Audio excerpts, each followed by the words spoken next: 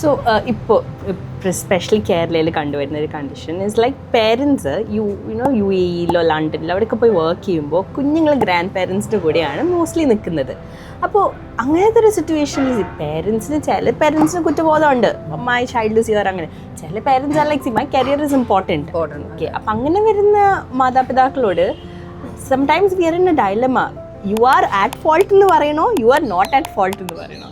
നമ്മൾ ഡെഫിനറ്റ്ലി 100% ഒരു കുഞ്ഞിന് ഏറ്റവും വേണ്ടത് പേരൻസിൻ്റെ, എപ്പോഴും പേരൻസ് കഴിഞ്ഞാണ് നമ്മൾ ഗ്രാൻഡ് പേരൻസ് വരുന്നത്. പക്ഷേ ഇൻ കേസ് പേരൻസിന് പറ്റിയില്ല, ജീവിത സാഹചര്യം, ചിലർക്ക് ഒരുപാട് കടമുണ്ടാവും, പൈസയുടെ ആവശ്യമുണ്ട്, നമുക്ക് പോയി ജീവിച്ചേ പറ്റുള്ളൂ, ലോൺ അടയ്ക്കാനുണ്ടാവും, അങ്ങനെയൊക്കെയുള്ള സാഹചര്യങ്ങൾ പറ്റുന്ന അത്രയും കാലം നിങ്ങളുടെ പേരൻസിനെ കൂടെ നിർത്തി നിങ്ങൾക്ക് വർക്ക് ചെയ്യാൻ പറ്റുന്നെങ്കിൽ അത്രയും നല്ലത്. കാരണം നിങ്ങളില്ലാത്ത സമയത്ത് നിങ്ങളെപ്പോലെ നിങ്ങളുടെ കുഞ്ഞിനെ നോക്കാൻ പറ്റുന്നത് നിങ്ങളുടെ പേരൻസ്, കുട്ടിയുടെ ഗ്രാൻഡ് പേരൻസ് മാത്രമേ.